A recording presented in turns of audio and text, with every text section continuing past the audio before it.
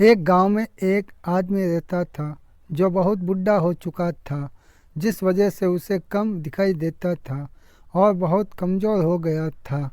इसलिए अपनी बची कुची ज़िंदगी अपने बेटे के साथ बिता सके, इसलिए शहर में उसके बेटे के घर रहने चला गया। बेटा एक शहर के छोटे मकान में रहता था। मकान तो उसका छोटा था, लेकिन उसके अंदर जो चीज़ें थी वह महंगी थी। उस मकान में बेटा, उसकी पत्नी और उनका एक 7 साल का बच्चा, यह छोटा सा परिवार साथ मिलकर रहता था।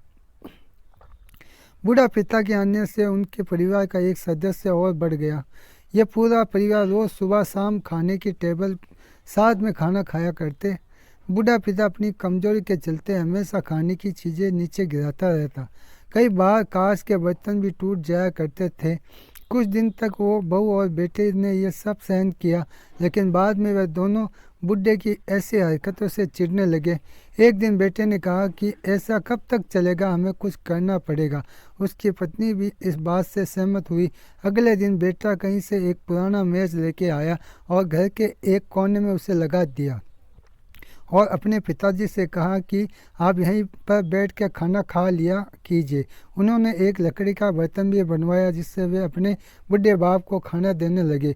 अपने कांच के कीमती बर्तन बचाने के लिए अपने पूरे बाप को लकड़ी का बर्तन देने में उन्हें जरा भी शर्म नहीं आई।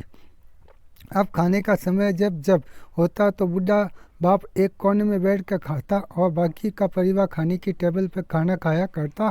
खाने की टेबल पर बैठे बैठे दोनों पत्नी पत्नी कभी कभी अपने बूढ़े माँ बाप की तरफ देख लिया करते। बूढ़े बाप की आंखें में उन्हें आंसू भी नजर आते, मगर उन्हें पर कोई असर नहीं होता। बुढ़ा का पोता भी यह नज़ारा हमेशा देखता और वह अपने में ही खोया रहता।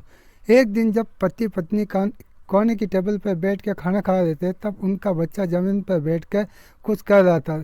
उन दोनों ने बच्चे के हाथ में लकड़ी का टुकड़ा देखा, लेकिन उन्हें कुछ समझ में नहीं आया कि बच्चा लकड़ी के टुकड़े के साथ क्या कर रहा है। जब बच्चे के पिता ने उससे पूछा कि बेटा आओ खाना खा लो, तुम नीचे बैठ कर क्या कर रहे हो, तब बच्चे ने भोलापन से कहा, अरे अम्मी पापा, मैं आप दोनों के लिए लकड़ी का बर्तन बना रहा हूँ ताकि आप लोग बूढ़े हो जाओ तो उस दिन मैं खाना दे सकूँ। अपने नादान बेटे द्वारा दी गई ये सहज बात दोनों के दिल पर तीर की तरह उतर गई।